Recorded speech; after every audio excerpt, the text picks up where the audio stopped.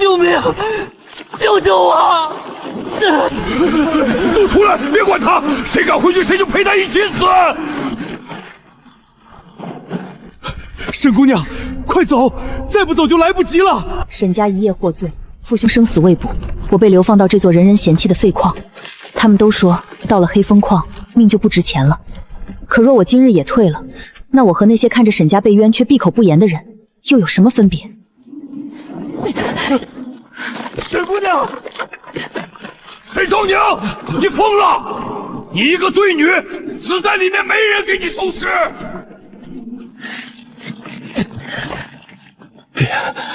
别救我了，我是矿奴，不值钱。矿奴也是人，你的命不该由他们说了算。他们想让我死在废矿里，那我偏要从这堆废石里炼出一条生路。沈家通敌叛国，罪证确凿。沈家男丁押入天牢，女眷没入罪籍。沈氏嫡女沈昭宁流放北境黑风矿，终生为奴。不可能！我父亲镇守北境20年，身上37处刀伤，他绝不会通敌。沈大小姐，哦不，现在该叫沈矿奴了。圣旨已下，你喊破喉咙，也没人会替沈家翻案。我要见圣上，我要见我父亲，我要看所谓罪证。罪臣之女，也配谈罪证？放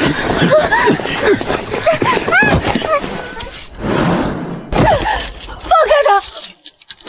放开他！他才8岁。沈家人没一个无辜。我不能死。父兄还在天牢，沈家还背着叛国污名。带走。只要我活着，总有一天，我会把这道圣旨背后的人一个个挖出来。爹，哥哥，等我。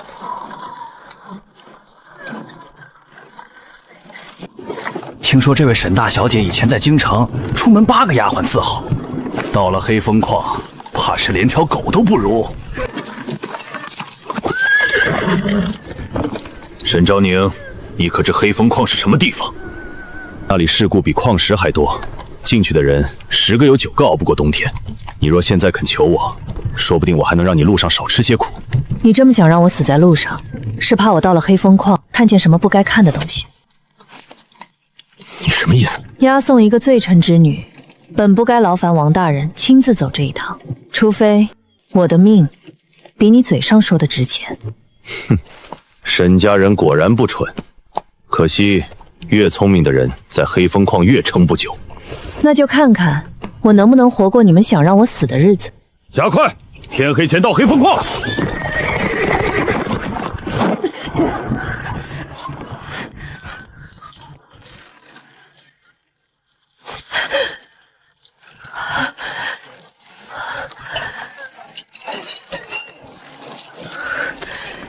沈家铁骨，宁折不弯。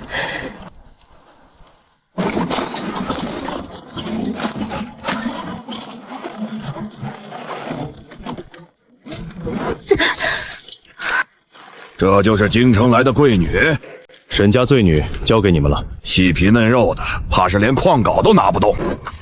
沈昭宁，到了黑风矿，就忘了你什么将门嫡女的身份。这里没有小姐，只有矿奴。我父兄尚未定死罪，我也不是奴。圣旨说你是，你就是。在这里，本官让你活，你才能活；本官让你死，你连申辩的机会都没有。赵八子，带他去废渣地。既是罪女，就从最脏最贱的活干起。是，大人。今晚把这片废渣挑完，挑不完，不准吃饭。这一整片，嫌多，那就别吃。这细胳膊细腿，怕是连筐都背不动。京城贵女挑废渣，这画面可真新鲜。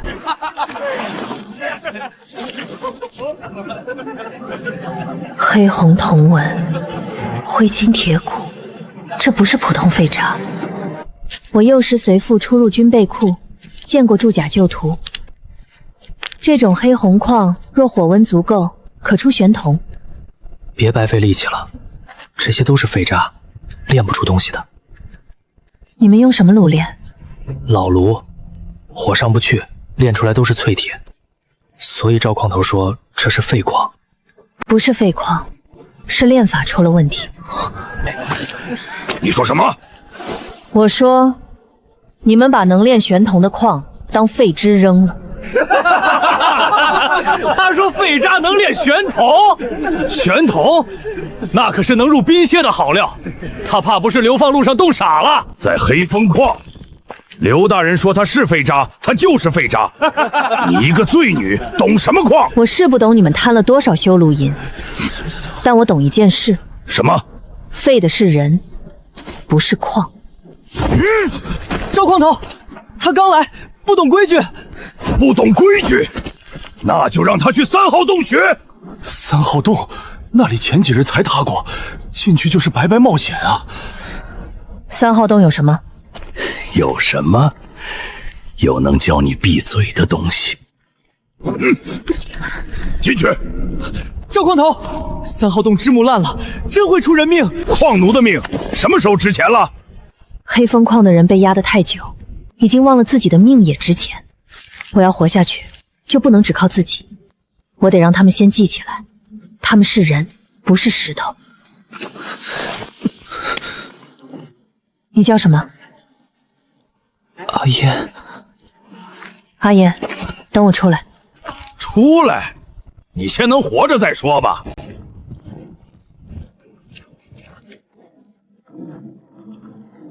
不对，这里马上要塌。沈姑娘，退，都退远点，里面的人死了就死了。沈姑娘这边，你怎么进来了？我带你出去。趴下！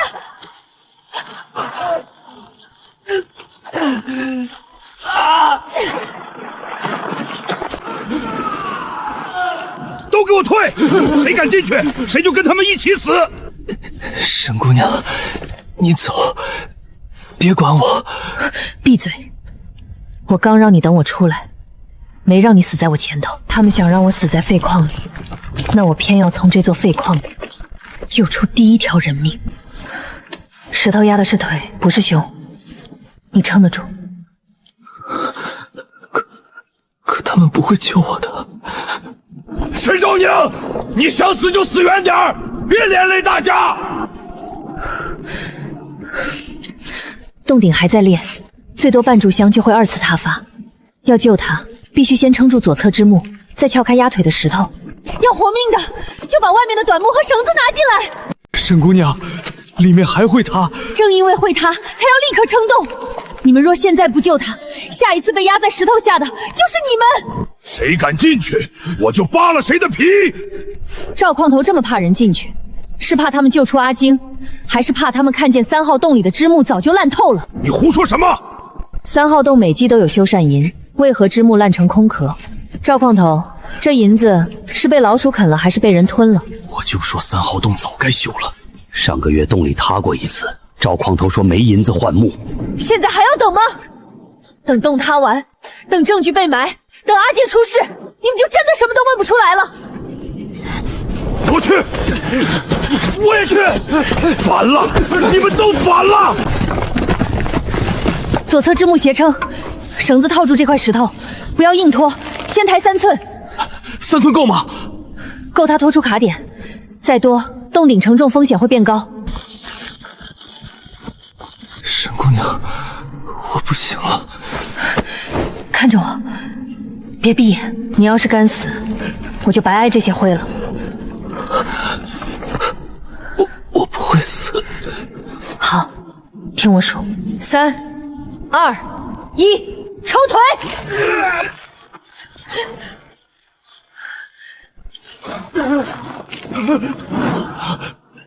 走，全部撤！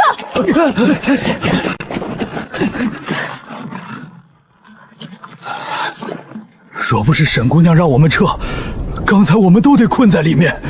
3号洞果然撑不住了。沈姑娘，你为什么救我？因为我也曾以为有人会来救沈家，后来我才明白，等别人救太慢，所以能救一个是一个。怎么回事？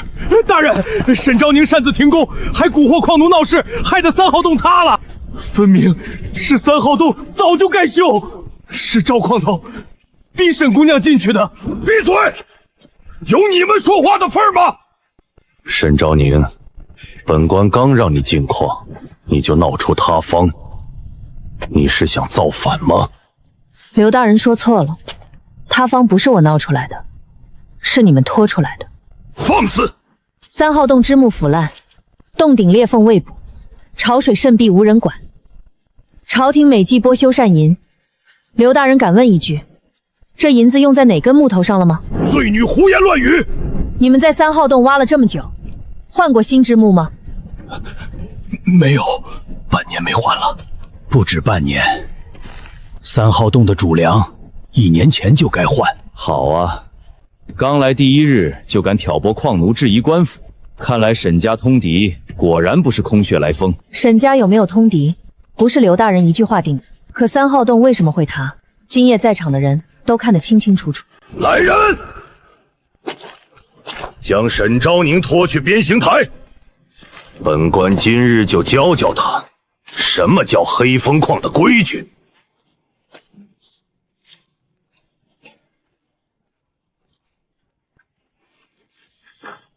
沈昭宁，你真以为你还是将军府嫡女？到了黑风矿，你的骨头再硬，也会被一寸寸打软。刘大人这么急着打我，是因为我说中了？30鞭，打到他认错为止。大人，他救了我的命，要罚就罚我。你算什么东西，也配替他求情？怕是黑风矿最锋利的锁链，他们不是不想救我，是被打怕了。我要让他们看见，刘崇不是天，赵八子也不是命。刘大人，打死我容易，可你就不想知道黑风矿为什么被称为废矿吗？你什么意思？你们从3号洞挖出的废汁能炼玄铜。玄铜，那可是能入冰蝎的好料啊！废渣炼玄铜，沈昭宁，你为了逃鞭子，连这种鬼话都编得出来？是不是鬼话？一炉便知。你真能练？若练不出，30鞭，我1鞭不少受；若练得出，如何？3号洞塌方之事，刘大人暂且不许再牵连救人的矿工，并且我要挑10个人帮我开炉。你一个罪女，还敢跟本官谈条件？刘大人可以现在处置我，然后继续守着这座人人嫌弃的废矿，也可以给我1夜。若黑风矿真能出玄铜，大人升官发财指日可待。大人，别听他胡说，他这是拖延。赵矿头这么怕我开炉，是怕我练不出，还是怕我练出来？松绑，本官给你1夜，天亮之前若炉中无玄铜，你便受30鞭；若敢逃，所有帮你的人一并重罚。1夜足够。沈姑娘，这炉子破成这样，真能炼玄铜？炉子破，火就难稳，火难稳，就要靠人稳。我们该怎么做？你筛黑红矿，你把灰金矿敲成小块。阿燕，你腿伤未好，坐着看风口颜色，火色变淡就提醒我。老伯，你手风伤，听我号令拉风。你信我？你在矿上做了30年，看火比他们准。装模作样，天一亮，照样得挨鞭子。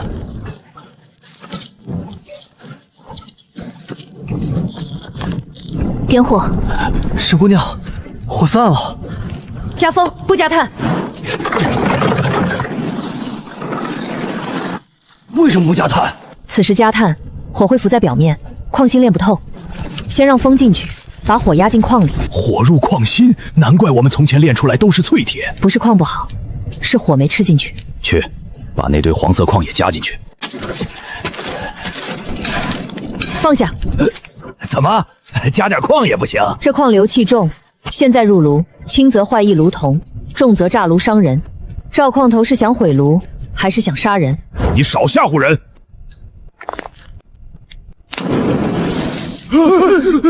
真会炸！赵矿头，你想害死我们？我又不知道。所以，不懂就闭嘴。青白火，这破炉竟烧出了青白火！沈姑娘，是不是快成了？还差最后一口风。全力拉风。好。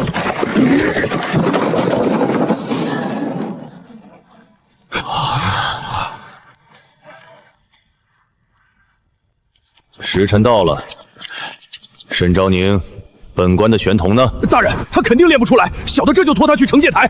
开炉。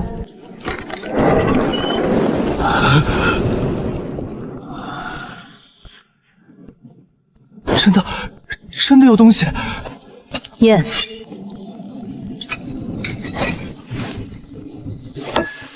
哼，不过是一块废铁，看我砸碎它！没练，真是玄铜！法扎竟真的练出了玄铜！好啊，黑风矿竟真能出玄铜！刘大人，现在还要打我30鞭吗？大人，他只是运气好。赵矿头若觉得是运气，不如你也用废招练一炉。沈昭宁，你既有练玄铜的本事，从今日起就留在炉房练矿，练法教出来，本官可暂不追究你之前的事。这般说法，玄铜炼制环环相扣，缺了熟手匠人，成品必废。刘匠人按期出铜，竹众人练作罢。好，昨夜之事，本官暂且放下，但你记住，你仍是矿中登记劳作之人，玄铜是黑风矿的，唯独不是你的。我明白。留意他的一举一动，炉法到手之前别让他有闪失，炉法到手之后再按矿规安排。小的明白。沈姑娘，接下来我们怎么做？你说分哪堆，我们就分哪堆。我这辈子没扶过几个年轻人，你算一个。沈姑娘，你救了我的命，以后我跟着你。想跟着我，就别再把自己当矿奴。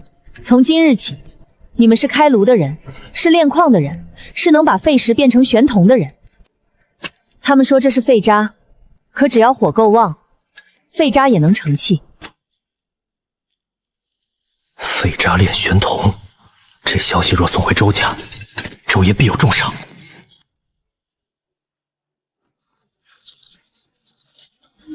爷，小的已经查清楚了，那沈昭宁昨夜只用黑风矿废渣，真炼出了玄铜。黑风矿那堆废石，我当年看都懒得看，没想到倒让一个罪女捡了便宜。爷，要不要把她抓来，逼她交出炼法？抓？太粗了。一个罪女能活到今日，靠的无非是炉火，没了炭，炉子一冷，她自然会跪着来求我。小的这就通知山外炭商，不许再给黑风矿送1车炭。不止炭，粮也断一半。粮也断？矿工吃不饱，炉火就烧不旺，人心一散，他炼法再好，也不过是孤掌难分。北京的铁杏洲，一个罪女想改规矩，先让她知道谁才是规矩。黑红矿一堆，灰青矿一堆，黄色矿单独放，绝不可混入主炉。沈姑娘，黄色矿为何不能入炉？昨夜差点炸炉，就是因为它。此矿硫气重，火候不到会毁炉，但不是全无用处。以后若要是火是风，反倒用得上。原来矿没有全废的，只看用在何处。人也一样。沈姑娘，那我能做什么？你腿伤未好，暂时不下矿。从今日起，你负责记矿。我？记矿？谁分了多少矿，谁守了多久炉，谁拉了几次风下，都要记下来。可是我不识几个字。我教你，不会写名字就先画符号，只要账清楚，谁都别想吞你们的功。我学。一块废渣炼出的玄铜，竟有这等质地。若本官将此事报上去，升迁指日可待。大人，那沈昭宁不好控制，昨夜矿工都向着他，若再让他炼几炉，恐怕什么？恐怕这黑风矿的人都只认他，不认大人了。一个罪奴也配让本官忌惮？小的不是这个意思，只是他现在手里有炼法，矿工又听他的，万一他借机生事，所以炼法要拿到，人心也要打散。大人有何吩咐？你去告诉矿工，玄同是朝廷的，他们昨夜帮着开炉，不但没有功劳，反有私炼之嫌。若再跟着沈昭宁，本官一律按聚众作乱处置。小的明白，让他们怕，他们就不敢跟了。还有，盯着沈昭宁，他若敢私藏异钱，本官就能名正言顺重罚他。小的这就去办。昨夜若不是沈姑娘，我们早死在3号洞了。小瘸子，这里有你说话的份儿。赵矿头打伤魏玉的矿工，是刘大人的意思，还是你自己的意思？少拿刘大人压我。沈昭宁，你别以为练出一块玄铜就真能翻天。这黑风矿里，你们所有人的命都是刘大人的。你笑什么？我笑你蠢。你说什么？昨夜开炉，刘大人亲口允我挑10人帮忙，若他们有罪，那就是刘大人准许矿工参与私炼。赵矿头今日这番话，是想替刘大人认罪。你少胡搅蛮缠！到底是数搅蛮缠？去请刘大人来，当众说清楚便是。行，沈昭宁，你有种！站住！你还想如何？给阿燕道歉。你让我给一个矿奴道歉？他是昨夜守炉的人，也是被你强逼进3号洞才受伤的人，你欠他一句道歉。我要是不呢？那我便告诉刘大人，昨夜有人故意往主炉里加硫矿，险些炸毁玄铜。赵矿头觉得刘大人会饶过毁他升迁路的人吗？原来昨夜真是他要炸炉，他根本没把我们的命当命。对不住。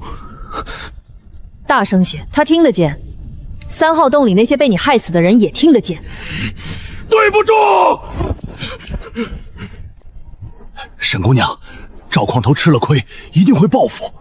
刘大人也不会真让我们分钱吧？这是昨夜那块玄铜，我让人换了银，这是第1炉的钱。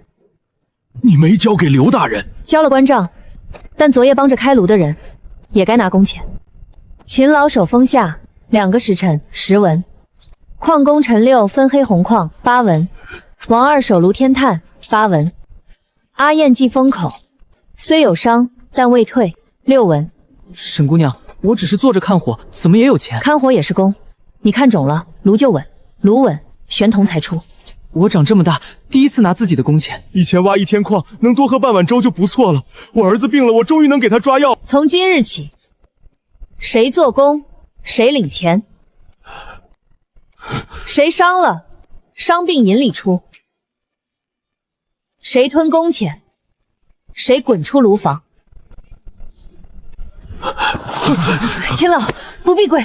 不是跪你，我是替黑风矿这些年死在洞里的矿工谢一句公道。银钱不多，却能买回他们被践踏多年的尊严。人心不是靠喊来的，是一文一文，一命一命还回来的。大人，沈昭宁竟敢私自分钱！他哪儿来的钱？昨夜那块玄铜换的。他敢私卖玄铜！小的查了，他还交了关账，账目上写的清清楚楚，说是试炉所得3成入关账，3成修炉，3成复工，1成伤病银。好精的账！大人，这账有什么问题吗？正是没问题才麻烦。他把关账列在前头，本官若罚他，就是不准矿山修炉，不准矿工做工。如今玄铜刚出，本官还要拿他往上邀功，不能明着动他。那就这么由着他收买人心。他能收买人心，靠的是炉火，没了炭，看他拿什么分钱。大人的意思是？大人，山外炭商突然派人来说，今后不再给黑风矿供炭了。周爷出手了。来得倒快。大人，这是好事啊！煤炭他炼不成玄铜，矿工自然会散。传话下去，若3日内楼火不起，沈昭宁私立规矩，扰乱矿务之罪，一并清算。小的这就去。就这点炭，最多撑1炉。山外炭商不送了，炉火一停，工钱就没了。沈姑娘，是周家干的吗？除了周万基，没人这么快下手。哟，沈姑娘不是能把废招炼玄铜吗？怎么如今连炭都没有了？你们现在看清楚了吧？跟着他有什么用？他能给你们几文工钱，周家却能断你们的炭，刘大人能断你们的粮。没有炭，确实炼不了。周家那么大，我们怎么斗得过？谁说没有山外炭就不能开炉？不用炭，你还想用血烧炉不成？秦老，黑风矿附近可有旧炭窑？若窑里还存半熟旧炭，就能强火复烧。有倒是有，只是没人会复烧，烧出来不是灰就是尸炭。带我去。沈昭宁，你真以为自己什么都会？炼矿不够，还想烧炭？赵矿头若不懂，可以闭嘴。你昨夜已经证明过，不懂还乱碰，会炸。愿意继续开炉的，跟我去后山；不愿意的，我不强求。我也去。老头子这辈子只会麻矿，今日倒想学学，炉火没了炭伤，还能不能烧起来？我去，算我一个。烧炭，我倒要看看你能不能把一座荒窑烧活。这窑都塌成这样了，还能用吗？很多年前用过。后来炭商进了黑风矿，这些旧窑就没人管了。窑提后，烽火性还在，修一修，先复烧旧炭，再补新木，能解3日即用。沈姑娘，你真会烧炭。在将军府时，我父亲说过，军中最怕的不是无铁，而是无火。火若断了，兵器、粮草、暖炉全都停。镇北军从前确实自己烧过炭。沈姑娘，这是什么？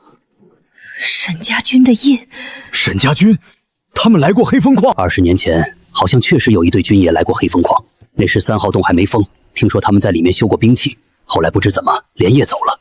父亲当年镇守北境，若来过黑风矿，废渣玄铜这些东西绝不会只是巧合。沈姑娘，这里有张烧焦的纸。这是沈家弩图。沈姑娘，你认识这张图？这是我父亲亲手改过的弩机图，他不该出现在这里。黑风矿不只是我的流放地，它很可能是沈家冤案的起点。沈姑娘，这张图真是你父亲？这是沈家军机弩图。父亲曾说，此图只留在沈家军械房，非战时不得带出。可它为什么会出现在黑风矿的旧炭窑？我想起来了，20年前黑风矿确实来过一队沈家军，他们不从正道走，夜里进山，白日封窑，像是在避什么人。他们后来去了哪里？不知道。再后来，黑风矿被定成废矿，刘大人也来了。沈姑娘，你是不是查到沈家的事了？也许。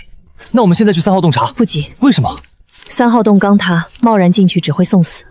更何况周家断炭，刘虫盯着，赵八子随时会咬人。我们现在最要紧的不是查旧案，那是什么？先把火烧起来。只有炉火不灭，黑风矿的人才不会散。人不散，真相才有机会挖出来。修窑，窑身没塌，能保火。坏的是封口和封泥，封口太大，炭会烧成灰；封泥不严，炭会加湿气。所以要先补窑，再控窑。沈姑娘，你连烧炭也懂？我父亲行军时说过，军中3样东西不能断：粮、水、火。火断了，铁不能炼，饭不能熟，人也撑不过寒夜。老将军懂兵，也懂活人。秦老，你带人补窑壁；陈六，你去找胶泥。是。王二，你带人砍松枝木，不要砍湿木，只取半枯的。阿燕，你腿伤未好，坐在这儿记功。我记，谁补窑，谁搬木，谁和泥，我都记下来。阿言现在倒像个账房先生。沈姑娘说了，不会说名字就先画符号，工不能白做。对，今夜修窑也算工。修窑也有工钱？只要是为了开炉做的活儿，都有。兄弟，听见了吗？别偷懒儿，这回是给自己干活。好。周万金断的是炭，可只要这些人心里还有火，他就断不干净。大人，沈昭宁带着矿工去后山救窑了。救窑？是，他说不用山外炭商，自己烧炭。一个罪女真把自己当成将神了，炼矿也就罢了，还想烧炭。大人，要不要小的带人把旧窑砸了？蠢！旧窑若砸了，矿工只会觉得本官怕他。他现在人心正盛，不能明着压。那就让他烧。烧炭最怕什么？湿气。不错，他若烧出湿炭，炉火不稳，玄铜炼不成，矿工自然会怨。大人的意思是？不是本官的意思，是山里夜路重，旧窑久废，炭料受潮。小的明白。若炉炸了，也是他自己逞能。记住，别伤着他，至少在炼法到手前，他不能出事。是。沈昭宁，你最好真有本事，否则本官的升迁路就拿你的命来填。风口小了半寸，我这就修。不用全改，留半寸缝。黑风矿夜里风大，风口若按寻常救法，反倒会火急成灰。你这是借山风控火？山风不是坏事，用得好是天送的风香。原来这破山也有点用。没有无用的山，也没有无用的人，只是过去没人愿意好好用。冷不冷？不冷。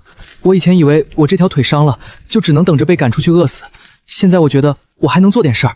记账也是事，记清楚了，比多挖10喷矿都有用。沈小姐，我一定记清楚。风摇，点火。成不成？烟若发白，水气重，就看这一摇了。烟若发青，火入木心。等烟由清转淡，就可以封死。沈姑娘，烟变轻了。别急，现在才开始。这是什么？炒泥粉掺进炭里，看着不显眼，一入炉就压火。他不是能练吗？我倒要看看，火都起不来，他练什么？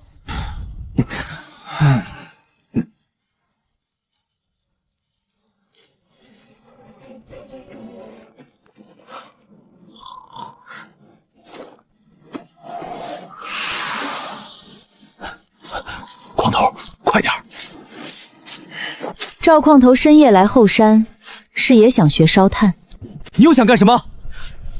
我奉刘大人之命巡查旧窑，怕你们烧山。巡查旧窑需要往炭里掺潮泥。什么潮泥？你别血口喷人！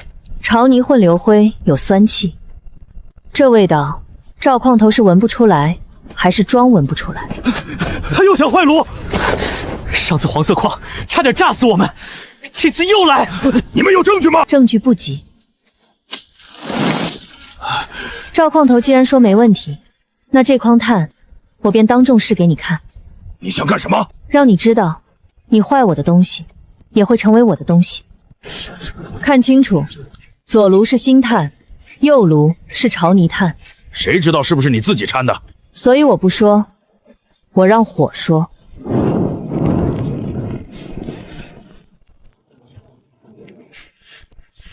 右边火不稳，炭里有湿泥，压火入主炉会坏油矿。这也不能证明是我。当然不能只证明你坏，还能证明它有用。坏炭还有用？潮泥炭火弱，但烟重，用来试旧炉回烟，正好。赵矿头送来这一筐，省了我们半日试炉功夫。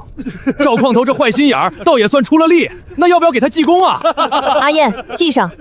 赵八子送潮泥炭1筐，供试炉用，公签0文。沈昭宁，你别太得意。赵八子，我给你留脸，是因为黑风矿现在还要开炉。再有下次，我不把你送去流虫面一见。你敢动我？我会把你丢进3号洞塌方口，让你亲眼看看被你吞掉修洞营的人究竟遭了什么罪。开窑取炭。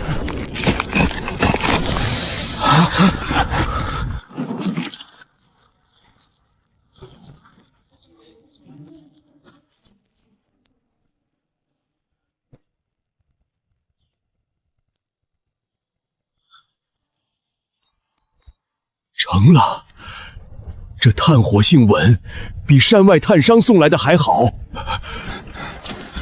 真的，我们自己烧成了。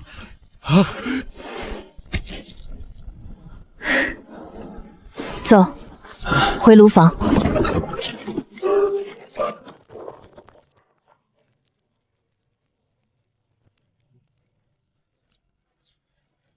你们竟真烧出了炭！托刘大人的福，黑风矿旧窑尚能用，日后炭料不必全靠山外炭商，关账也能省下一笔。少拿账压本官！哼，本官只看玄铜。那便请大人看炉。黑红矿入炉，灰青矿后压，新炭分3次加。大人，这火比昨夜还稳，青白火比昨夜的火还干净。这炭真比外头的好。火稳，矿性才出得劲。这不是玄铜的矿，黑风矿里果然还有别的东西。开炉。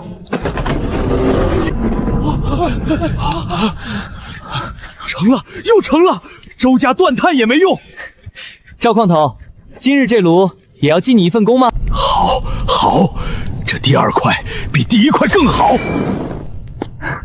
刘大人，按照昨日所立关账，3成入关账，3成修炉买料，3成复工，1成伤病银。沈昭宁，你还真把自己当掌事了？不敢，只是账目清楚，日后大人上报玄童功劳时也好有据可查。准。谢大人。废物，连一筐炭都坏不了他的事。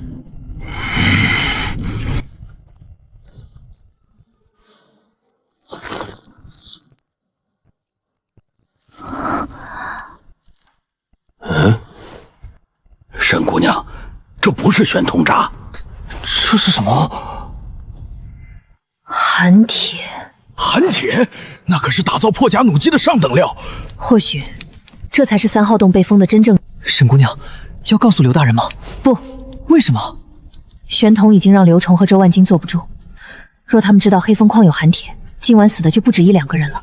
这事必须瞒住。沈家弩图，黑风寒铁，封死的3号洞，父亲当年到底在这里发现了什么？周爷，黑风矿不但自己烧出了炭，还炼出了第2块玄铜。听说那醉女已经让矿工重新分矿记账，如今矿工都听她的。记账？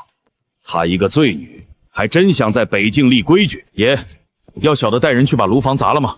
砸炉房没用，炉毁了他还能再修，炭断了他还能再烧。这样的人留着就是祸根。爷的意思是除掉沈昭宁。黑风矿山道陡，矿车重，出点意外很正常。可刘崇想要玄铜邀功，他不舍得他出事，所以这件事不能让他知道。小的明白，明日黑风矿运矿时，我让人混进去，矿车一翻，谁也查不出是周家洞的手。记住，出事的是沈昭宁，炼法能抢则抢，抢不到就连他的人一起埋进矿渣里。是。北境的铁姓周，谁想改这个姓，谁就得死。勤劳守封党1夜12文，陈六筛矿10文，王二补炉8文，赵八子送朝煤炭1筐0文。阿燕，你这账记得好。是沈姑娘教的好。沈姑娘，这寒铁之事真不报给刘大人？不能报。可若报了，刘大人是不是更不敢动你？寒铁比玄铜值钱多了。正因为寒铁太值钱，所以更不能报。玄铜能让刘崇升官，寒铁却能让人起杀心。寒铁可做破鞋传出去，周家、刘崇甚至经历的人都会扑过来。那我们怎么办？先只炼玄铜，不动寒铁。3号洞暂时封住，任何人不得靠近。可3号洞塌了，本来也进不去。他方口也要守，如果有人知道寒铁在里面，就一定会想办法进去。今日把第2炉账银分下去，另外挑一批品相普通的铁料，打一批矿镐、铁钎和护腿，先给矿工自己用。给我们用？矿工连护腿都没有，下洞就是拿命换矿。从今以后，黑风矿先护人，再出矿。黑风矿这么多年，头一回有人说先护人。人活着，炉火才有意义。黑红矿3车，灰青矿2车，黄色矿单独送示火棚，不许靠近主炉。黑风矿矿工多穿巧鞋，这脚印是山外护卫的硬底靴，鞋底带黄土，不是矿里的人。周家动作好快。阿燕，沈姑娘，今日矿车道上有外人混进来了。周家的人？8成是。你别声张，去告诉秦老，让他把空矿车停在2道湾，车轮别锁死。为什么？有人要让矿车翻，那我们就让他翻到该翻的地方。沈姑娘，他们是冲你来的。周万金断不了炉火，就只能灭人。那你不能去矿车道。我不去，他们怎么动手？他们不动手，我怎么抓人？记住，别逞强。你现在最重要的事是把账记好，把人护住。我听你的。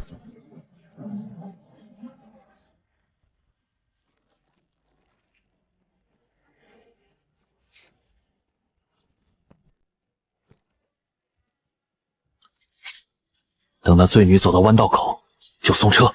车这么重，撞上去肯定出大事。动作快点，别让人看见。赵矿头放心，周爷说了，事成之后少不了你的好处。别提周爷，出了事儿是矿车失控，跟谁都没关系。这边矿石品相不对，推下来我看。他来了。沈姑娘，这边危险，要不我去看？不用。放！矿车失控了，快躲开！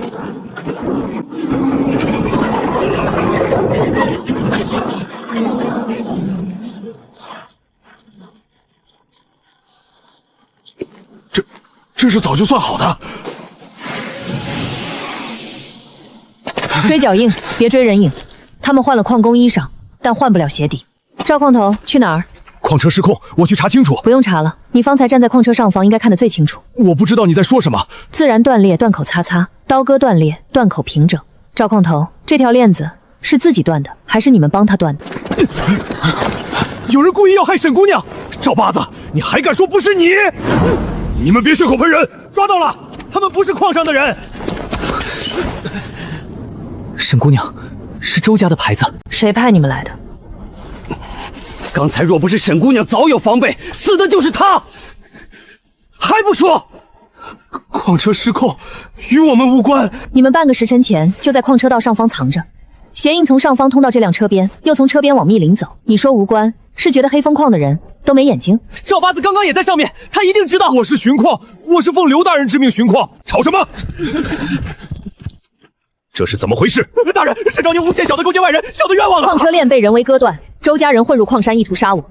赵矿头事发前站在车道上方，与2名周家人接触过，此事矿工皆可作证。赵八子，你当真与周家人勾结？大人，小的没有，小的是被他们骗了，小的只是帮他们指了路。指到能砸死我的矿车道上，蠢货！来人，把赵八子押下去，听候发落。这2个周家贼人先关起来。大人救我！我都是为了矿山啊！拖下去。赵八子也有今日，若不是沈姑娘，我们还以为矿车真是意外。沈昭宁，此事本官会查，你今日继续开炉，不得误了玄童。有人要杀我，刘大人只问玄童。你不是没死吗？刘大人放心，我不但没死，还会活得比你想象中更久。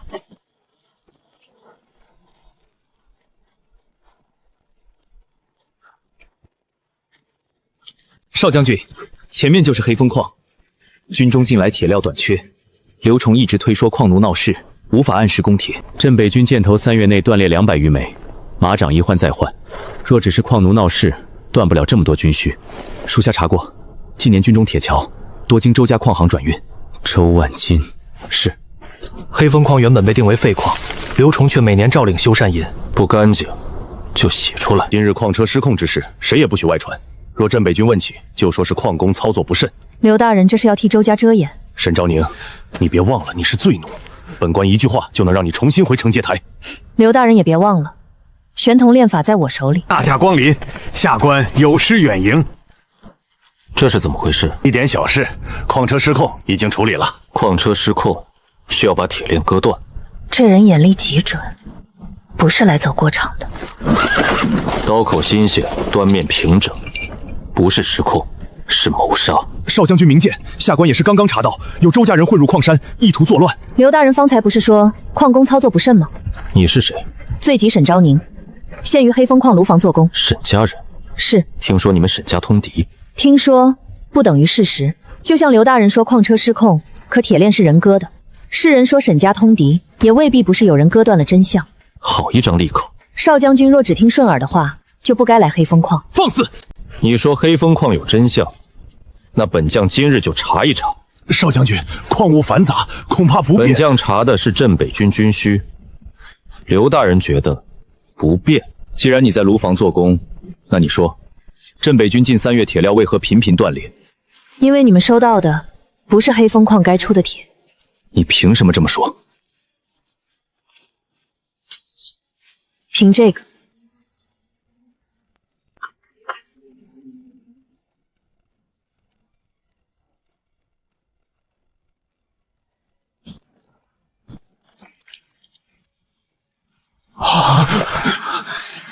军中用的剑怎会如此脆？少将军若想知道是谁在拿镇北军将士的命发财，就从这枚箭头开始查。刘崇，给本将一个解释。下官绝不敢怠慢军需。刘大人当然不敢怠慢军需，他只是敢把好铁送去别处，把脆铁送给镇北军。沈昭宁，你一个罪奴，竟敢污蔑朝廷命官！刘大人若觉得冤，不如当着少将军的面再验一枚。劳烦取10枚近日军中断裂的箭头来。陆清，少将军早有准备，这些都是军中近3月损坏的铁剑。这3枚看似同一批，实则来源不同。怎么看出来的？第1枚裂口发灰，铁性虚，是低温急炼；第二枚表面脆得亮，内里却有沙孔，是外硬内脆。第三枚最有意思，它不是北京铁。你凭什么断定？北京铁性沉，断口黑中带青。这枚断口泛白，水气重，是南方水铁。少将军若不信，可让军中老将验。少将军，他说的没错，这确实不是北京铁。我们用的剑竟不是北京铁，怪不得射甲师总列。刘崇，黑风矿账上出的北京铁，为何到了军中变成南方水铁？下官不知啊，铁料出矿后要经周家矿行转运，定是周家在路上偷换。刘大人推得真快。你闭嘴！我若闭嘴，镇北军恐怕还要继续拿这种淬铁上战场。让他说。阿燕，取账板。几块破木板也敢称账？破木板上的账，至少比刘大人的官账干净。这几日我分矿时，合过黑风矿废招。黑风矿并非无好铁，而是好铁被提前挑走，剩下杂矿才入官炉。可刘大人送往军中的账上，却写着上等北京铁。证据有，这一筐是刘大人账上所谓上等铁料，这一筐是从废渣里重新分出来的黑风铁。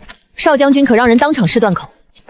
少将军，左边杂质多，右边铁性明显更足，若按品相，右边才该入军料。好铁去哪儿了？下官真不知，矿上多年按旧例分矿，也许是矿工分错了。刘大人，老朽在黑风矿挖了30年矿，从前谁敢说分矿错了？赵八子每日盯着，好矿一出动就被单独装车送走，我们这些矿工碰都碰不得。老东西，你也敢攀咬本官？老朽不敢攀咬大人，老朽只是想问一句，那些好铁究竟送去了哪里？我见过，夜里有周家的车进山，好铁从不入官炉，直接走西山道。我爹当年就是因为问了好铁去哪儿，被打断腿赶出矿山，没熬过冬天。陆青，记下。是军中断剑，矿中失铁，周家夜运。刘大人掌管黑风矿多年，却一句不知。少将军，军须知牵涉重大，下官愿彻查。只是沈昭宁乃罪臣之女，她的话未必可信。她的话未必可信，那铁呢？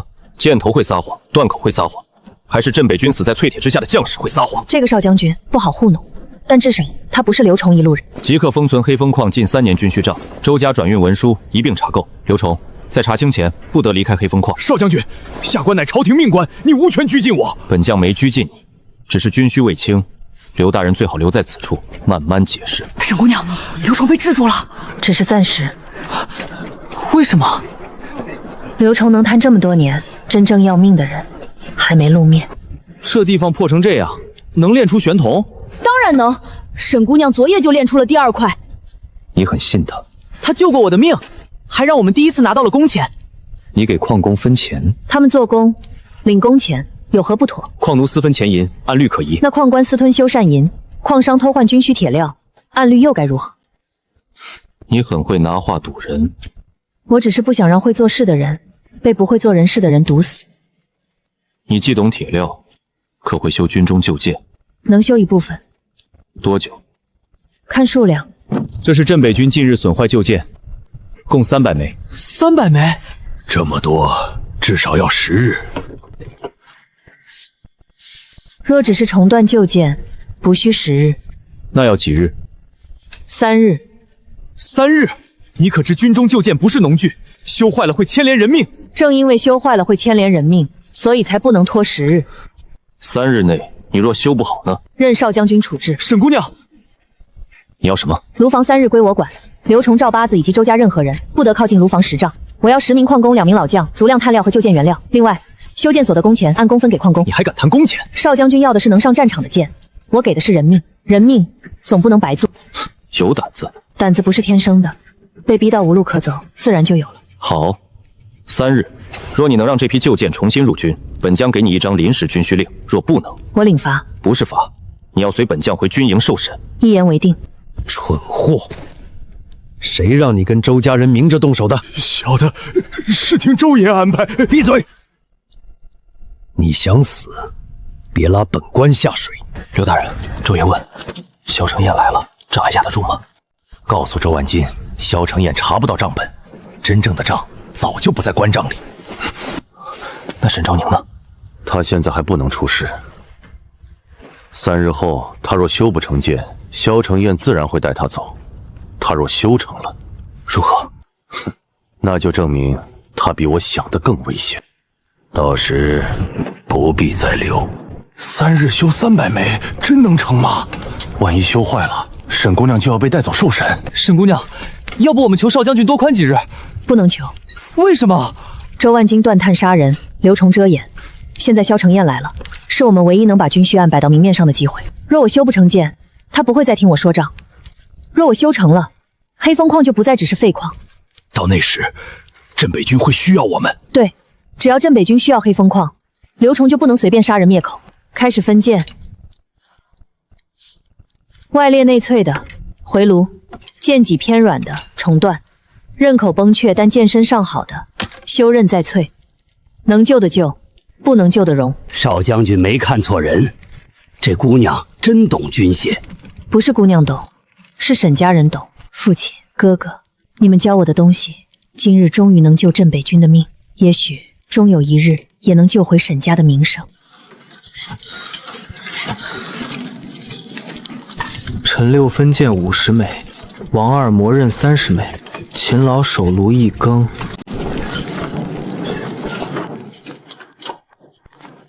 包将军，她到底是罪臣之女，让她碰军械会不会不妥？他若真想害镇北军，刚才不必揭穿裂铁，让那些淬剑继续送上战场。可沈家案，沈家案是朝廷定的，但军需案是本将亲眼看到的。他还不信我，无妨，我也不需要他现在信，我只要他看见黑风矿这把火能烧出真相。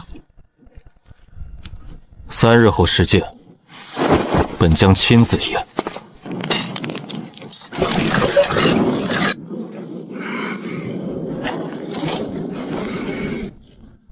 周爷说，沈昭宁3日后不能活着试剑。把这东西放进淬火槽。我现在被关着，怎么出去？刘大人会让你出去，你只要记住，明日天亮前淬火槽必须坏。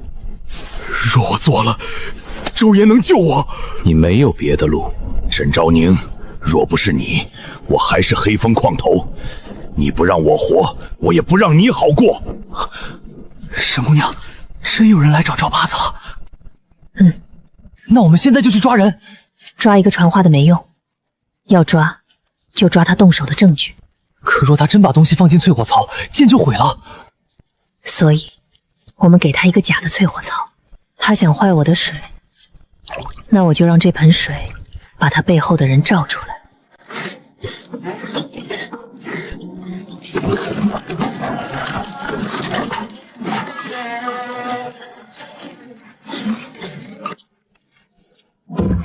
沈姑娘，明处这个是假的。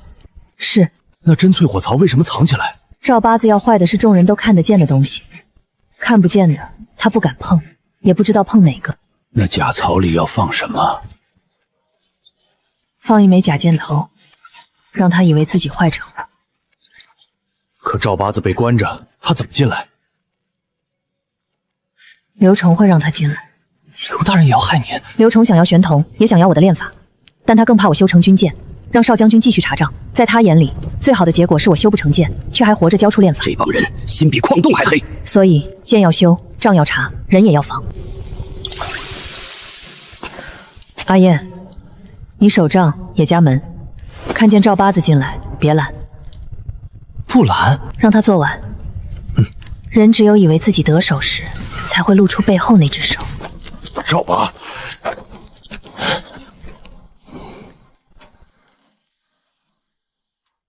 邵将军有令，赵八子不得随意走动。本官只是让他去炉房搬旧料。怎么，镇北军连矿上的苦役都要管？若耽误3日修建，你担得起吗？别闹出人命。沈昭宁现在还不能死，但他3日后也不能赢。晓得明白。淬火若坏，剑会淬。到时邵将军验出问题，只会以为他技不如人。大人放心，做干净些。沈昭宁，你能算矿、算账、算人心，那你算不算得到谁也能坏事？这批箭头不要急淬，先回火，火色按下2分，再入水。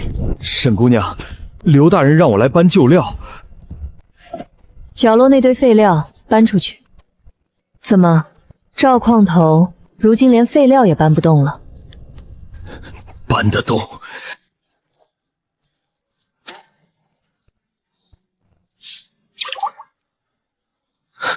沈昭宁，你再聪明，也防不住水里有毒。3日后，我看你怎么跟少将军交代。赵矿头，还有何事？你搬旧料时离淬火槽最近，正好留下，看我示意没见。我还要回去向刘大人复命。不急，一枚剑的功夫。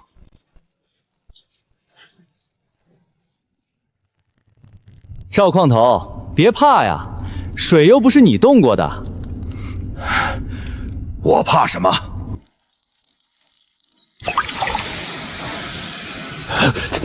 这烟味不对，怎么发酸？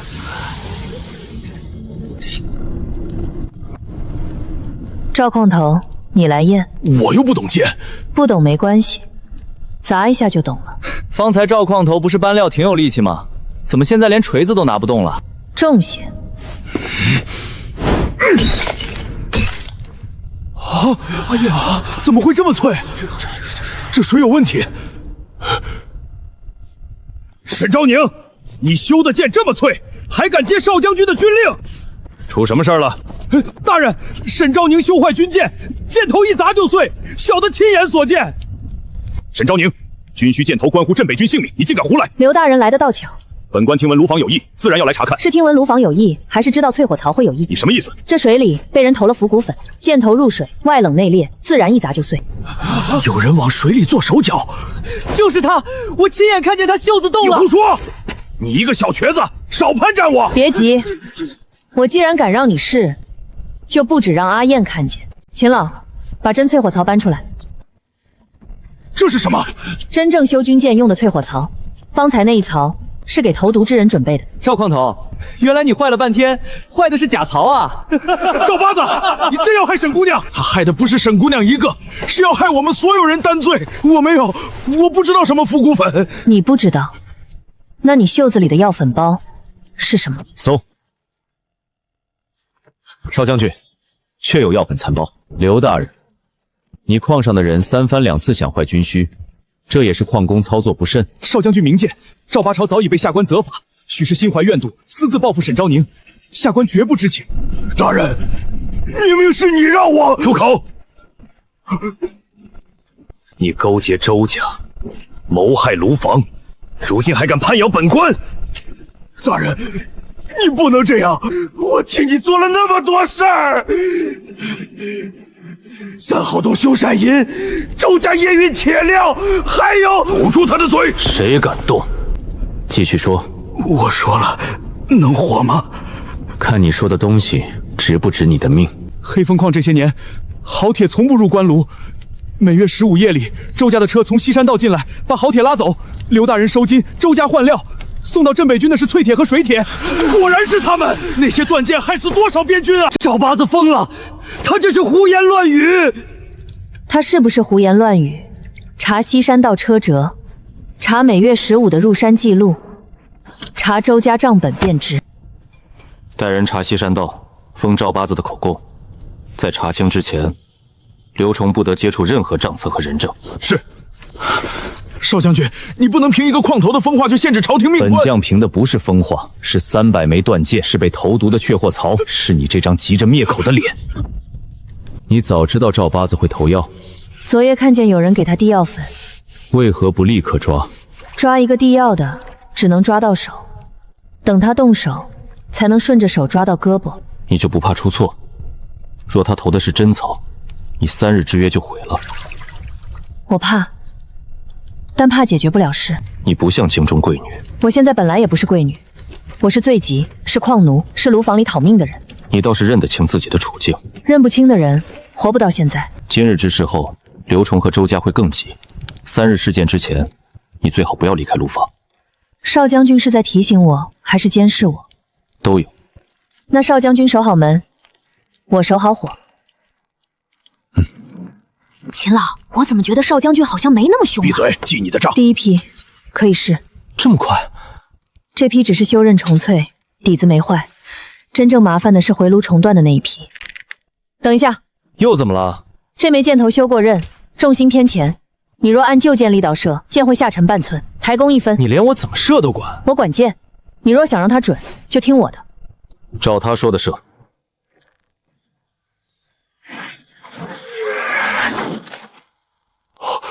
穿了，再试。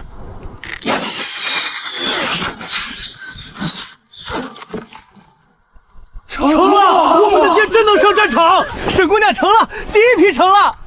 只是第一批，今晚继续。第一批箭，本将认，记下。黑风矿修建50枚，可入临时军需。黑风矿的东西终于能堂堂正正入军需了。父亲，哥哥，沈家造的剑曾护北境，如今我在黑风矿重开炉火，也一定会把真相送回京城。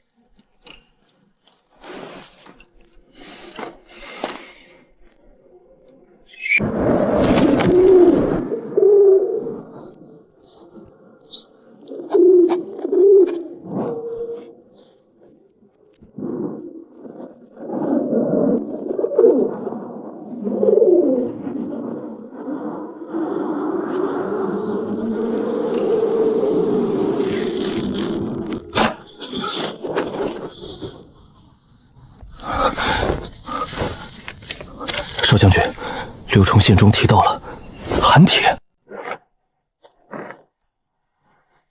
黑风矿果然不止玄铜。刘崇被看守，却还能传信，说明黑风矿里还有他的人。属下这就去封锁监矿所。不急，刘崇急着传信，说明他也只是怀疑寒铁，并未拿到实证。真正见过寒铁的人不是他。少将军是说沈昭宁？他知道的比他说的多。那要不要把他拿下审问？他刚修成第一批军舰，现在拿他，陆防就散了。那少将军打算如何？先问。他若肯说，是合作；他若不肯说，如何？就看他到底在防谁。这批箭头不能急，先回炉，再折断。淬铁不是烧一遍就能变好，要把杂质逼出来。火色比方才稳了。沈姑娘，第二批若成，今晚就能过半了。过半不算赢，300枚全部能用才算赢。少将军来了。秦老，先保火，别让炉温掉。明白。少将军深夜来炉房，是要验剑？验这个。看来你知道。刘崇疑心重，什么都敢写。本将问的是，你知不知道黑风矿有寒铁？少将军若是来审犯人，可以让人拿枷锁；若是来查军需，就请先问清楚，寒铁消息传出去会死多少人？沈昭宁，少将军问你话，你照答便是。陆亲卫，你可知寒铁能治什么？破甲弩机、战车轴剑、重骑马甲。那你也该知道，黑风矿如今只有矿工数百，炉房破旧，守备不足。若寒铁坐实，周家会来抢，刘崇会来夺，京城也会有人伸手。到时候矿工死，炉火灭，军需断，少将军拿什么守北境？所以你瞒着本将。我不是瞒少将军，我是还没确定谁能护得住这个消息。你不信本将？少将军信我吗？你看，我们都一样。本将可以不问寒铁在哪儿，但从现在起，3号洞、旧窑炉房都由镇北军家守。若再有人靠近，格杀勿论。可以。还有，寒铁若真存在，不能落进任何人手里，包括你。我想要的不是寒铁。那你想要什么？沈家的清白。那就先修完这300枚剑。你赢了，本将继续听你说沈家；你输了，寒铁也好，清白也罢，都不会有人听。我不会输。少将军，这是何物？你的字，刘大人不认了？下官不知，许是有人仿写，意图陷害下官。信鸽是从你窗前飞出去的，墨迹未干，发簪中还藏着同样的宝纸。刘大人这陷害倒是陷得周全。周万金每月15从西山道运走好铁，是不是你放行？下官没有。好铁换淬铁送入镇北军，是不是你盖印？下官不知。3号洞修缮银是不是你吞了？少将军明察，下官冤枉。寒铁在哪儿？什么寒铁？下官从未听闻。你信中写已有寒铁，若从未听闻，疑从何来？是赵八子胡说。他说沈昭宁藏了什么白色铁渣，下官一时多银才写了这么一句。白色铁渣在何处？下官没见过。刘崇，你最好祈祷自己真的没见过。若寒铁消息从你这里传到敌国，本将会让你知道军阀比矿刑疼得多。继续看守，从现在起，刘崇不得见任何矿官，差役周家人。是。萧承言已经起义，沈昭宁的贱人也压不住了。不行，不能让他们查到3号洞。将军，就是这条路，就是这条路。每月15夜里，赵八子就让我们早早回棚，不许靠近。可我有一回夜里出来找我弟，看见周家的车从这儿进来，车折身，常年重载，这里不像废路。陆亲卫，这里有铁砂，是好铁切边，不是杂矿。果然，好铁都从这儿被他们运走了。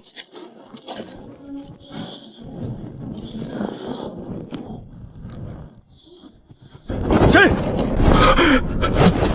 追！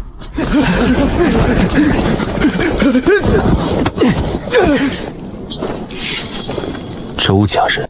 不是，我是山民。山民带周家腰牌，说周家夜里从这条路运什么？不说就按供需按同犯押回去。我说周家每月从黑风矿运好铁出去，再把南方水铁和淬铁换进军需车，小的只是看路，不知道别的。谁负责交接？赵八子和刘大人的师爷，有时候还有经理来的马车。经理来的马车，车上没有徽记，但每次来刘大人都亲自迎，周爷也不敢怠慢。带走。军需加铁，周家只是守，背后那只眼睛在京城。这一批要慢迁，先入温水，再入冷水，急了会裂。困就去睡半个时辰。不困，我还能记。臭小子，眼睛都快闭上了，还逞能？我怕我一睡，伤就乱了。记得很好。真的吗？比刘崇的关账可信。你倒是时时不忘损刘崇。不是损，是实话。这账是他记的。阿燕不识几个字，但记得清楚。符号记账倒也清楚。少将军，沈姑娘说了，不会写名字就先画符号，只要账清楚，谁都别想吞我们的功。你教矿工记账，不怕他们以后不听你的？我又不是刘崇，我不靠他们糊涂活着。黑风矿若真由你管，你会怎么管？少将军，这是试探还是闲聊？都有。先修洞，再分矿，先护人，再开炉。好矿入军需，杂矿做农具，废渣是炉。矿工按工领钱，伤者有伤病银，账目公开。若还有余力，就重开旧窑，不再受周家探伤掣狗。你想得倒远。不想远一点，眼下这条命都活不长。沈家若未出事，你本该在京中议亲。少将军觉得我像是适合议亲的人吗？不像。那便对了。比起绣花，我更喜欢看炉火。不好，路问偏了。压火，灰青矿车半筐，不要加水，先稳风，或着风势。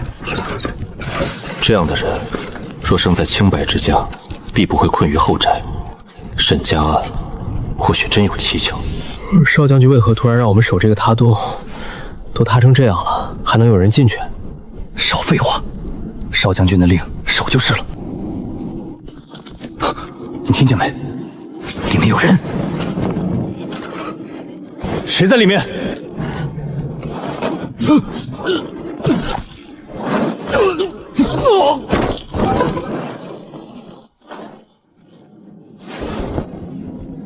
？20年了，3号洞里的东西，终究还是要见光。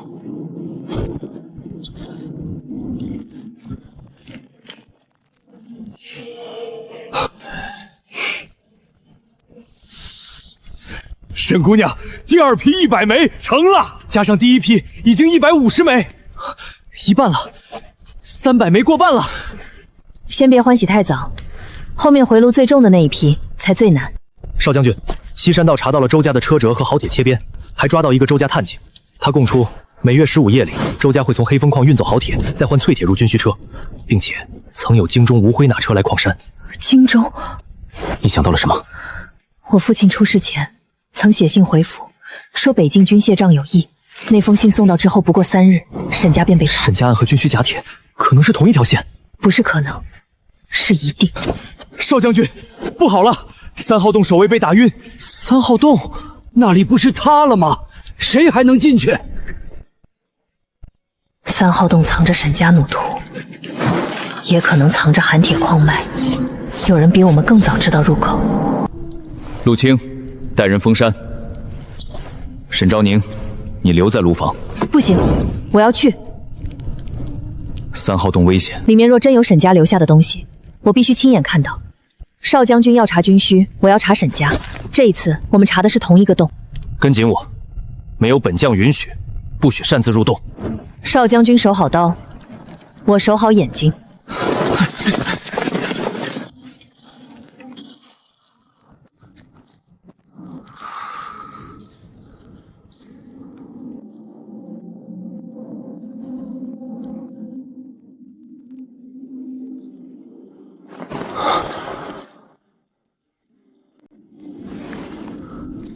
沈将军，属下终于等到沈家后人来了。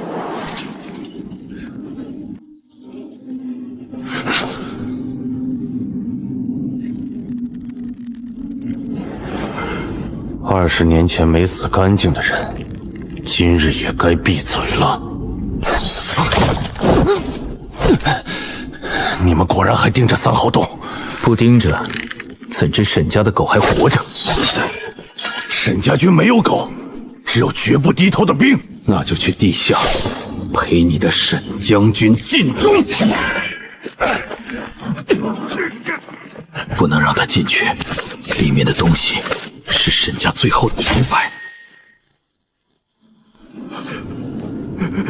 住手！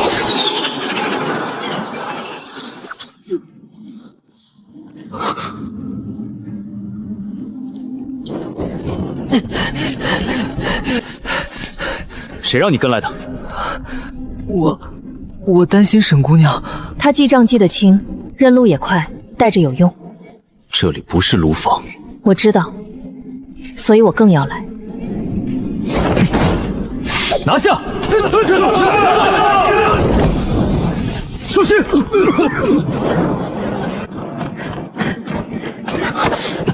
别追，里面还有暗道。他不是周家普通护卫，身法像军中死士。军中死士，那背后恐怕不止周家。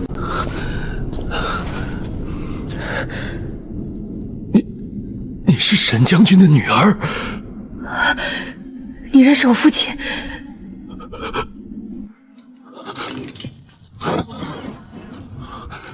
沈家军旧部韩昭见过大小姐。沈家军旧部，父亲的人竟真的还活着。起来说话，你伤得很重。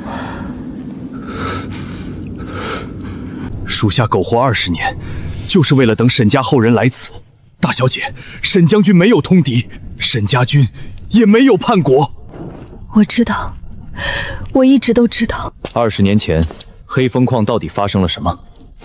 你是萧家人？镇北军萧承接。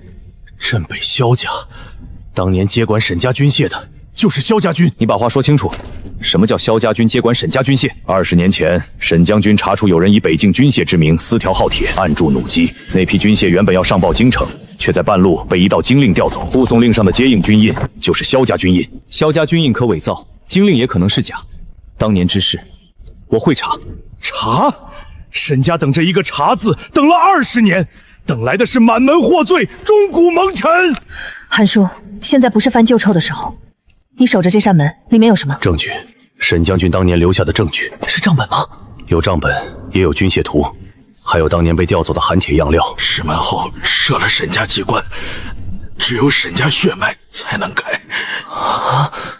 不急，先给他止血，确认机关再说。不能等，那些人已经知道大小姐来了，下一次来的就不止一个死士。若石门被他们先破，沈家最后的证据就没了。怎么开？你没听见他说有机关？少将军，若里面关着的是萧家清白，你会等吗？我等不起。要是只能看外锁，内锁要沈家血。掌心如印，血落军印。若非沈家血脉，机关会射出毒针。毒针！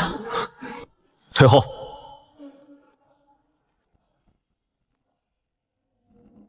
门缝有暗孔，韩兆没有说谎。少将军是否先让匠人拆机关？拆不得，贸然拆卸会损坏里面的铁匣。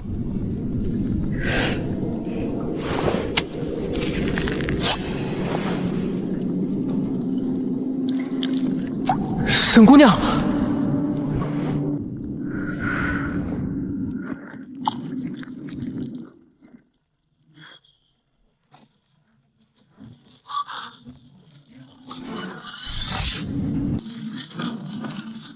机关停了，真的是沈家血脉。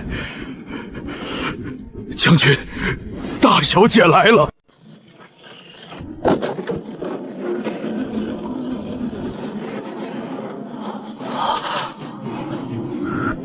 包上。多谢。别卸得太早，门开了不代表里面安全。我知道。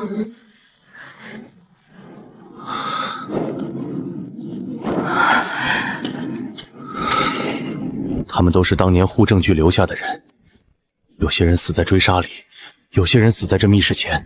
属下本也该死，是沈副将把我推出了暗道，让我活着等沈家后人。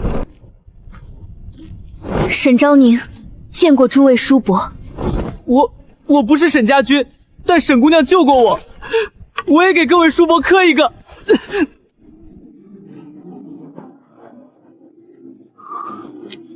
证据就在里面。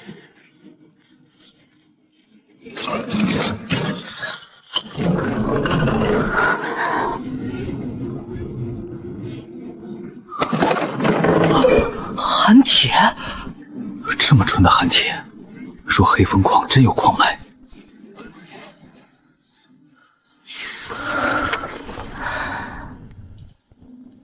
金令吊铁，周家转运，军中接应。怎么会有萧家军印？现在少将军还觉得萧家与沈家案毫无干系吗？这印不对。哪里不对？萧家军印右下角有一道缺痕，是15年下边关大火后才有的。20年前的萧家军印不该有这道缺痕，这枚印是后来补盖上去的。少将军说的对，这印是假的，或者说是有人后来伪造旧账，故意把萧家拖进来。有人不仅害沈家，还想让沈家和萧家互相猜忌。所以，现在我们查的是同一个人了。不，查的可能不是一个人。什么意思？能调动金令、周家、矿官，还能伪造军印的人，绝不会只是一个人。这里记录的好铁数量，远超黑风矿明账。刘崇这些年瞒报的，不只是玄铜和寒铁，还有普通好铁。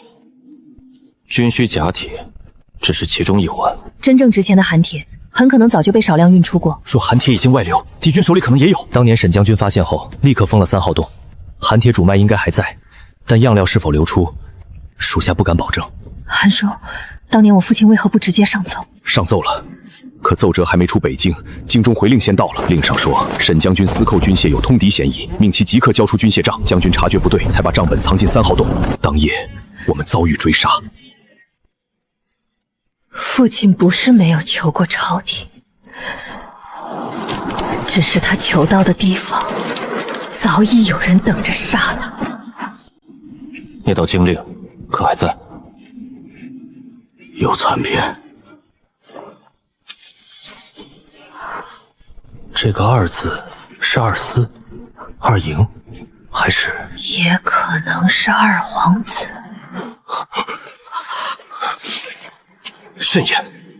少将军怕了？我怕你在证据不足前，把自己送上死路。我已经在死路上了。那就更要活着走出去。少将军，塌方口外发现黑衣人，人数不少。他们追来了，是灭口的人，他们不会让证据出动。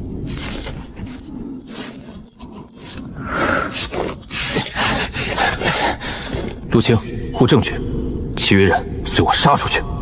等等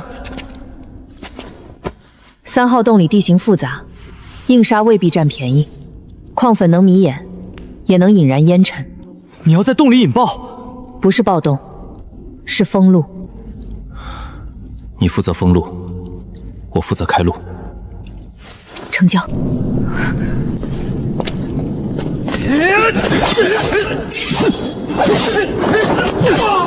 快到窄口，快走！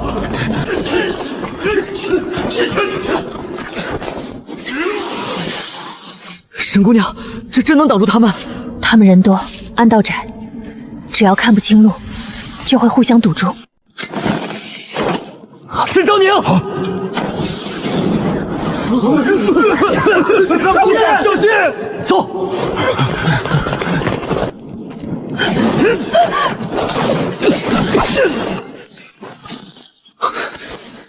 不是让你跟紧我，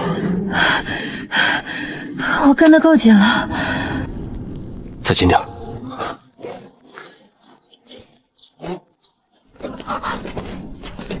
少将军刚才是不是急了？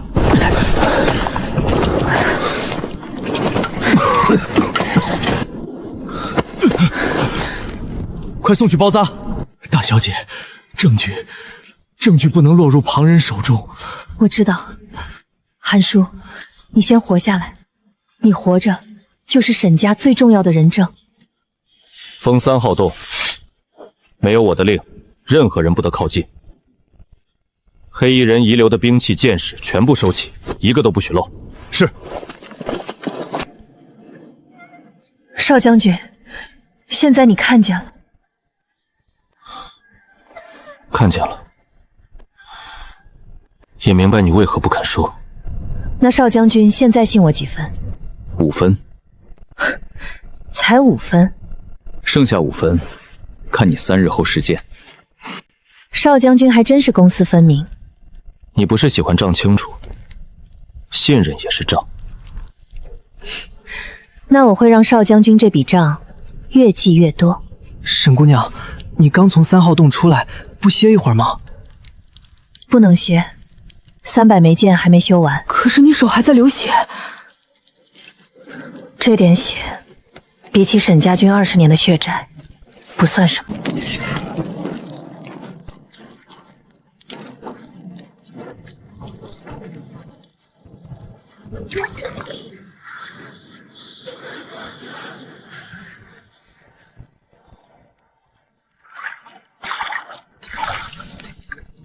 沈昭宁，你到底还能烧出多少东西？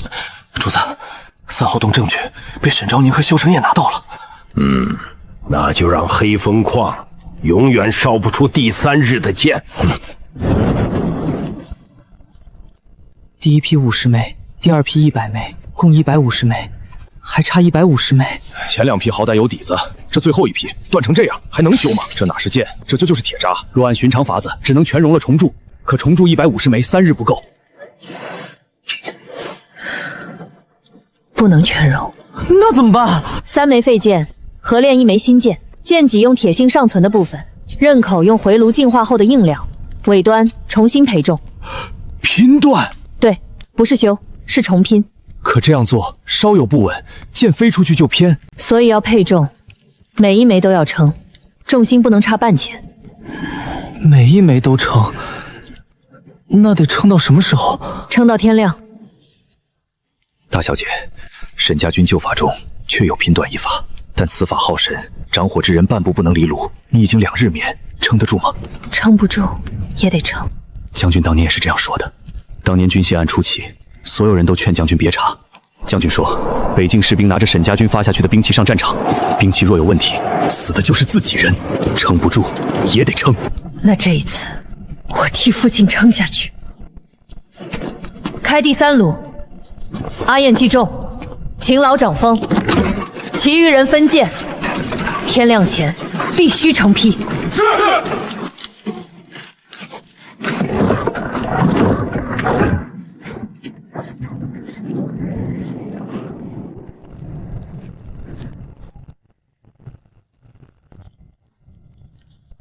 沈姑娘说了，这批炭是第3炉的命，千万不能出事。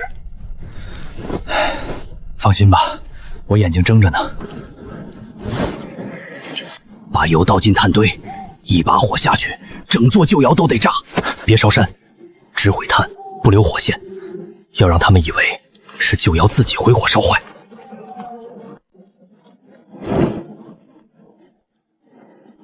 谁？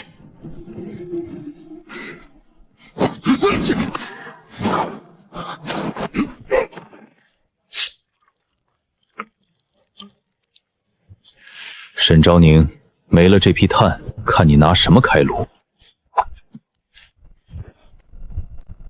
老头子烧了一辈子命，烧一窑炭不容易，你们说毁就毁，问过我们了吗？烧！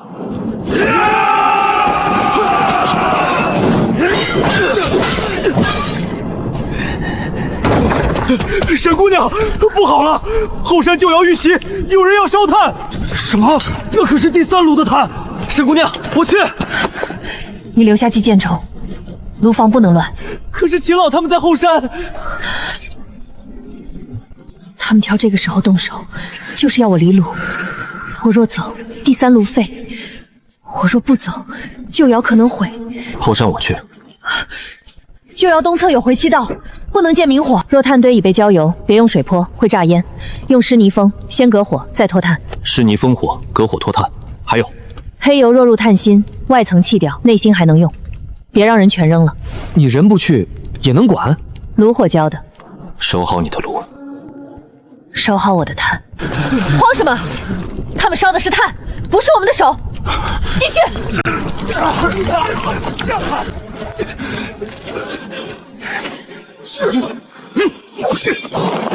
背后，少将军，炭锥被浇了油，不能见火。陆青，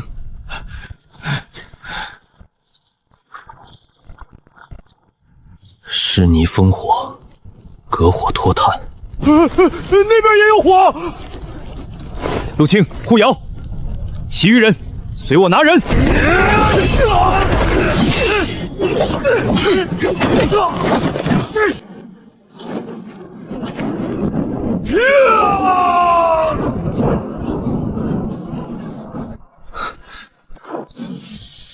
你不要命了！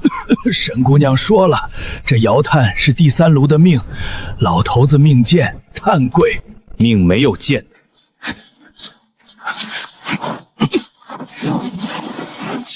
谁派你来的？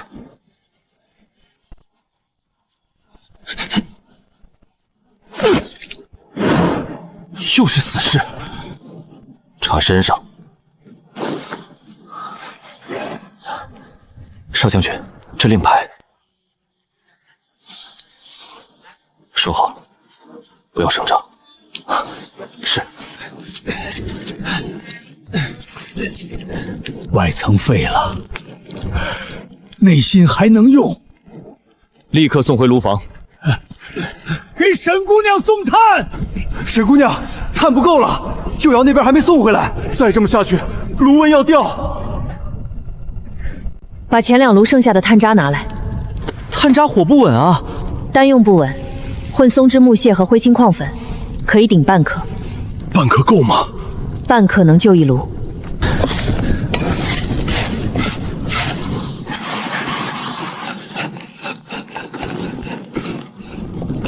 大小姐，你和将军真像。我父亲也会这样救卢？不，将军不会炼矿，但他也总能在所有人都觉得没路的时候，硬生生找出一条路。当年若不是信中州内令来得太快，将军本可以翻案。那就这次翻。可对方若真是二皇子，那就把二皇子也烧出来。家风，风香起！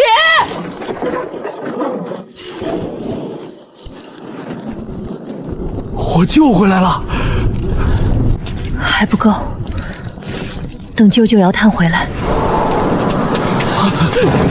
沈姑娘，探保住了，少将军让我们送回来。少将军真保住了，内心没坏。入炉。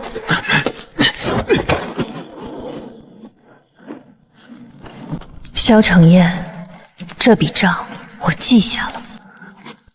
287、288、299、300枚！沈姑娘，300枚齐了，成了！我们真修完了，3日300枚，黑风矿做到了。少将军的披风废了，你的炭保住了。他们这算不算互相记账？闭嘴！这批剑与前2批不同，前2批是修，这一批是废剑重拼。废剑重拼，这能上战场吗？能不能上试剑场便知。你还能站稳？试剑之前，我不会倒。好，辰时试剑。不等辰时。现在是炉火未冷，人心未散。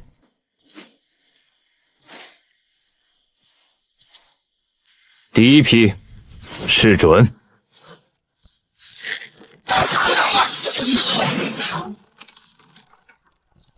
准。第2批，试穿。比军中旧剑强啊！还有第3批，这批我亲自试。少将军，第3批重心略沉，适合破盾，不适合轻射。弓拉满，箭出时不要压腕。你连少将军怎么射也管？我说过，我管箭，谁射都一样。听你的。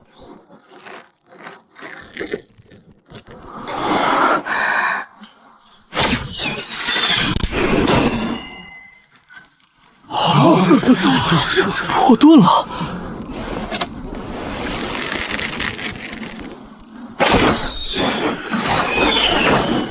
成了，真的成了，300枚全成了！沈姑娘，我们赢了！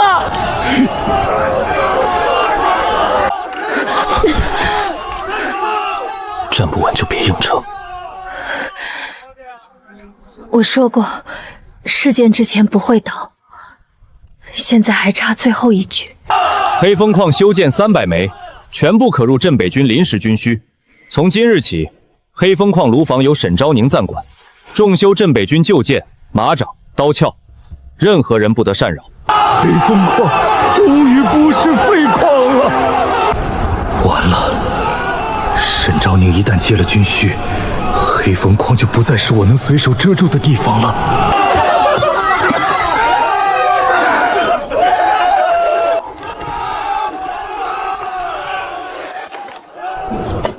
3日之约，你赢了。那少将军答应的临时军需令呢？黑风矿炉房临时军需令，有此令，刘崇动不了你，周家也不能明着抢炉房。只是明着不能，暗着，我会查。少将军这是正式要查军需案了。从断剑到寒铁，从周家到京中马车，不查，镇北军还会死更多人。那沈家呢？3号洞证据我会封存，韩兆我会护住，沈家案我会重查。少将军现在信我几分？7分。300枚剑只涨2分，剩下3分等你告诉我寒铁主脉在哪儿。少将军真会算账，跟你学的。少将军，刘崇那边如何处置？押回监矿所严审。周家西山道今日封路，另外派人盯紧山外无灰马车。是。你们也查到无灰马车了？西山道证人供出来的，你也知道。父亲旧信里提过一句，军械仗异常时，北境曾有无灰马车出入。父亲说，那车虽无灰，却有京中贵人的金粉香。金粉香。京中皇族与贵胄常用的车厢熏粉，寻常商贾用不起，也不敢用。少将军，昨夜黑衣人附近也发现过金粉。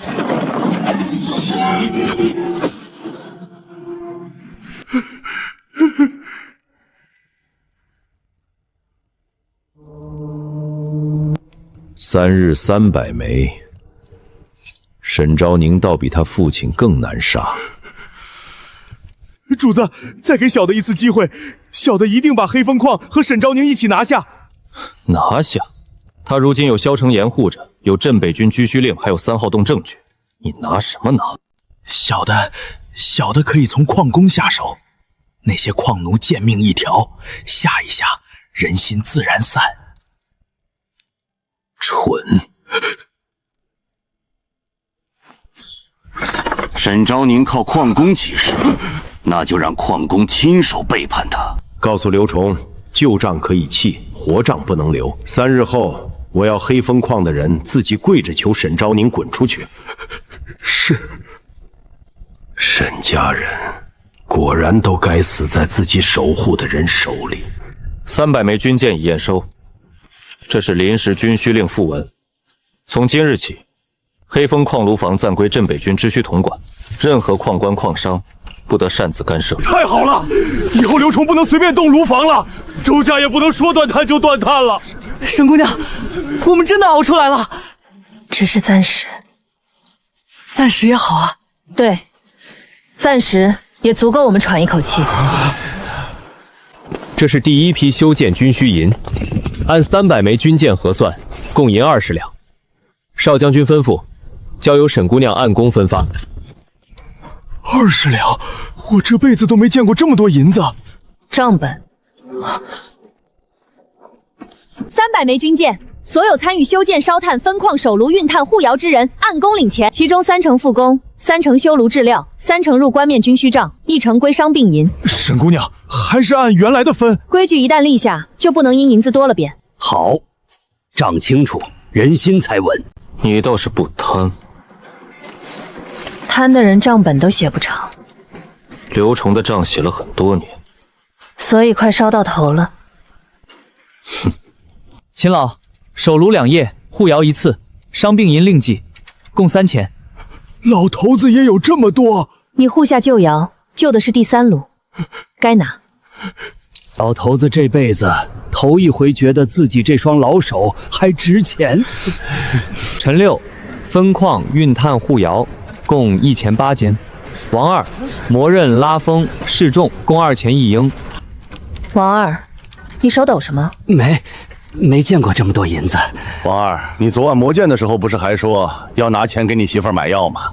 怎么现在拿了钱反倒像烫手？是高兴。沈姑娘，往后镇北军还要修马掌刀鞘，是不是我们也有活干？有，但要按规矩干。谁偷工，谁出错，谁拿人命当儿戏，谁就离开炉房。明白。少将军，这些矿工现在是真服他，所以更有人想让他们不服，让人盯紧今天领银的人，钱刚到手，最容易出事。是。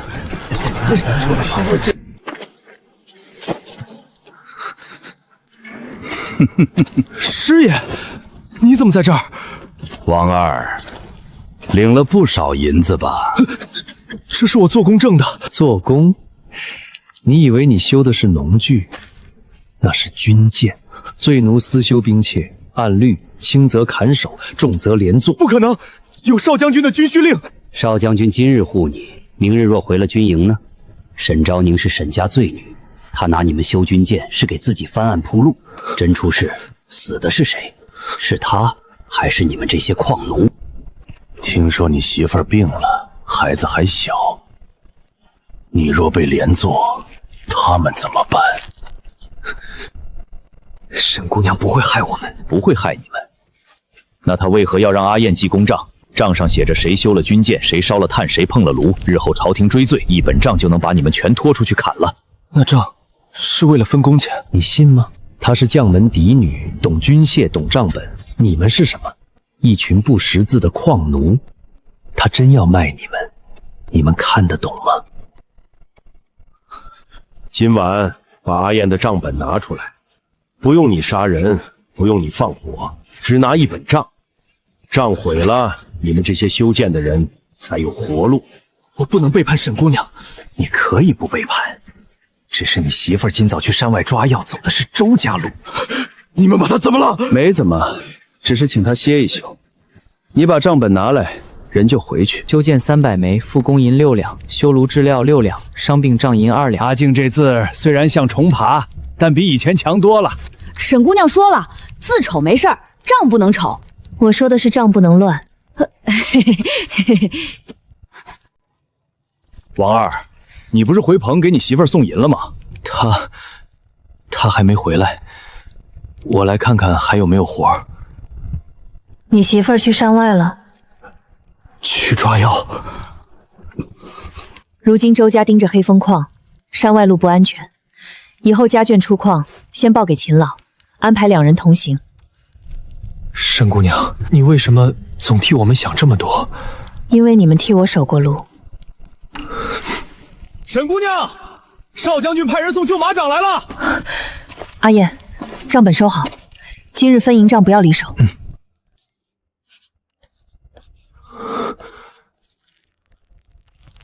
王二哥，你怎么了？没事儿，我就是看你写字儿挺快。沈姑娘教的，等以后我学会更多字，我也教你们。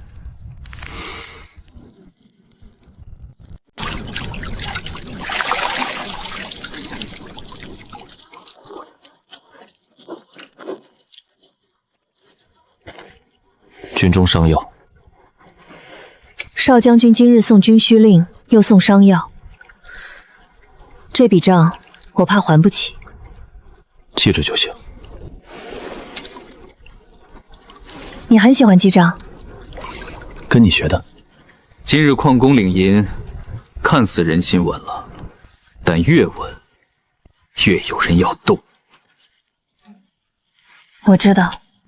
知道还把账本放在阿岩舍里。阿岩需要学着守账，黑风矿以后不能只靠我一个人。你不怕账本出事？怕，所以我留了副账。副账在哪儿？少将军这是要查我的账？我是在问你有没有后手。有，但我更想看看他们会先动谁。你在等人背叛？我不想等，但他们一定会批人背叛。矿工刚拿到钱，家眷又在山外，周家最擅长拿软肋逼人。那你为何不提前封山？封山能拦住路，拦不住怕。怕若不露出来，迟早会烂在心里。你年纪不大，心思倒狠。不狠，怎么活？若真有人背叛你，你会如何？看他为何背叛。为贪，按规矩罚；为惧，给他一条退路；维护家人，那就先救人。沈家教你的？我父亲说，兵护民，民才护城。矿也一样。我会派人查矿工家眷出入，这笔账也记着。阿燕，别写了，明早再弄吧。不行，沈姑娘说今日账今日清，钱分出去了，账要对得上。你现在比账房先生还像账房先生。等我以后字写好了，沈姑娘就不用这么累了。喂，里头的，出来搬料了。王二哥，你还没走？阿燕，你去歇会儿吧，我替你看一会儿。不用，你又看不懂账。我不是那个意思，等我学会了，我也教你。沈姑娘说，黑风矿以后人人都要看得懂账。阿燕，你信沈姑娘吗？信啊，她救了我的命，还让我们拿工钱，除了他，谁把我们当人看？可若他也护不住我们呢？若朝廷说我们私造军械，要砍我们的头呢？谁跟你说的？我就是害怕。怕就跟沈姑娘说，她会想办法。什么都靠他，他也是人呐。阿静，沈姑娘找你看旧马掌账。我去一下，账本你别碰啊。账毁了，你们这些修剑的人才有活路，否则你媳妇儿山路一滑就回不来了。王二，你可想好了？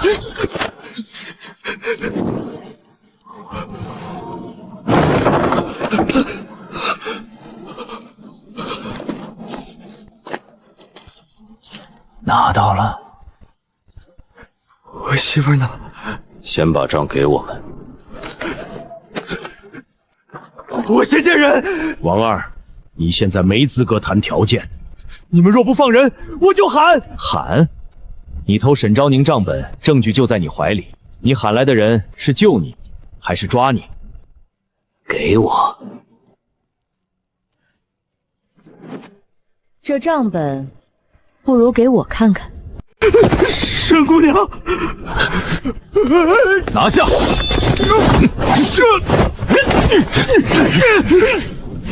王二，我给过你工钱，也问过你媳妇为何独自出矿，你还是没告诉我。沈姑娘，我不是想害你，他们抓了我媳妇儿，说若我不拿账本，她就回不来了。他们还说这账日后会害死我们所有修剑的人。王二哥，你偷账本？阿言，对不起。你可以跟我们说，你为什么不说？我怕，我真的怕。我好不容易拿到银子，我媳妇儿还病着，我孩子还小，我怕我一说她就死了。他们抓了王二媳妇儿，还说账本会害死我们，难道不是吗？你们这些罪奴私修军械，名字都在账上，等镇北军一走，朝廷追罪，你们一个都跑不了。私修兵械，这会连罪吗？我们只是听沈姑娘做工。沈昭宁拿你们的命赌沈家翻案，她是将军府嫡女，有少将军护着，你们有什么？沈姑娘，不是这样的，对不对？沈姑娘，我对不起你，可我真的不想我媳妇儿死。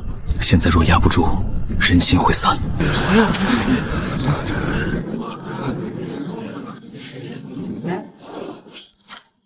谁说这本账是用来定你们罪的？